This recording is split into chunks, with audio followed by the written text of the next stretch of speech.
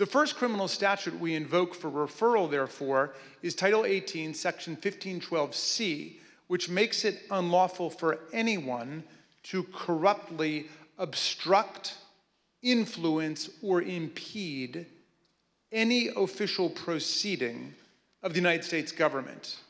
We believe that the evidence described by my colleagues today and assembled throughout our hearings warrants a criminal referral of former President Donald J. Trump, John Eastman, and others for violations of this statute.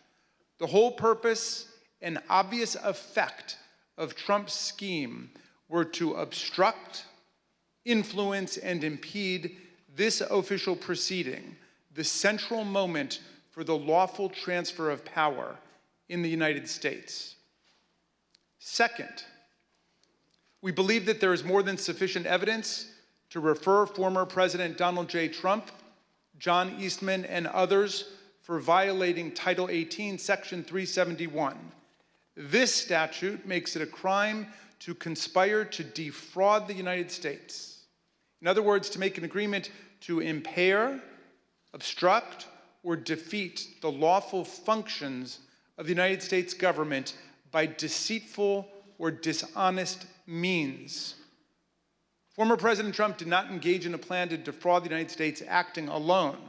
He entered into agreements, formal and informal, with several other individuals who assisted him with his criminal objectives. Our report describes in detail the actions of numerous co-conspirators who agreed with and participated in Trump's plan to impair, obstruct, and defeat the certification of President Biden's electoral victory.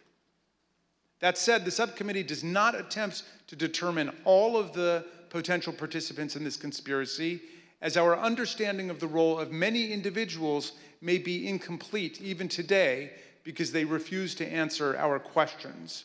We trust that the Department of Justice will be able to form a far more complete picture through its own investigation. Third, we make a referral based on Title 18, Section 1001, which makes it unlawful to knowingly and willfully make materially false statements to the federal government. The evidence clearly suggests that President Trump conspired with others to submit slates of fake electors to Congress and the National Archives. We believe that this evidence we set forth in our report is more than sufficient for a criminal referral of former President Donald J. Trump and others in connection with this offense. As before, we don't try to determine all of the participants in this conspiracy, many of whom refuse to answer our questions while under oath. We trust that the Department of Justice will be able to form a more complete picture through its own investigation. The fourth and final statute we invoke for referral is Title 18, Section 2383. The statute applies to anyone who incites, assists, or engages in insurrection against the United States of America, and anyone who gives aid or comfort to an insurrection. An insurrection is a rebellion against the authority of the United States. It is a grave federal offense anchored in the Constitution itself, which repeatedly opposes insurrections and domestic violence, and indeed uses participation in insurrection by office holders as automatic grounds for disqualification from ever holding public office again at the federal or state level. Anyone who incites others to engage in rebelling, assists them in doing so, or gives aid and comfort to those engaged in insurrection is guilty of a federal crime. The committee believes that more than sufficient evidence exists for a criminal referral of former President Trump for assisting or aiding and comforting those at the Capitol who engaged in a violent attack on the United States. The committee has developed significant evidence that President Trump intended to disrupt the peaceful transition of power under our Constitution. The President has an affirmative and primary constitutional duty to act to take care that the laws be faithfully executed.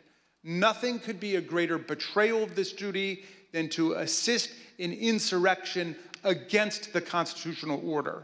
The complete factual basis for this referral is set forth in detail throughout our report.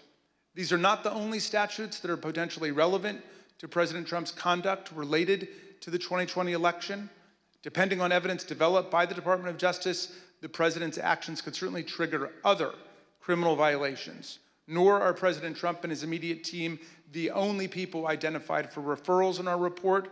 As part of our investigation, we asked multiple members of Congress to speak with us about issues critical to our understanding of this attack on the 2020 election and our system of constitutional democracy. None agreed to provide that essential information.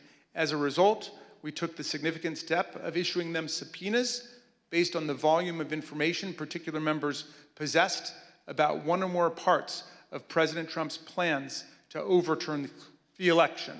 None of the subpoenaed members complied, and we are now referring 4 members of Congress for appropriate sanction by the House Ethics Committee for failure to comply with lawful subpoenas. Mr. Chairman, we understand the gravity of each and every referral we are making today, just as we understand the magnitude of the crime against democracy that we describe in our report. But we have gone where the facts and the law lead us, and inescapably, they lead us here. Accordingly, Mr. Chairman, in light of these facts, I ask unanimous consent that the chairman be directed to transmit to the United States Department of Justice relevant Select Committee records in furtherance of these criminal referrals.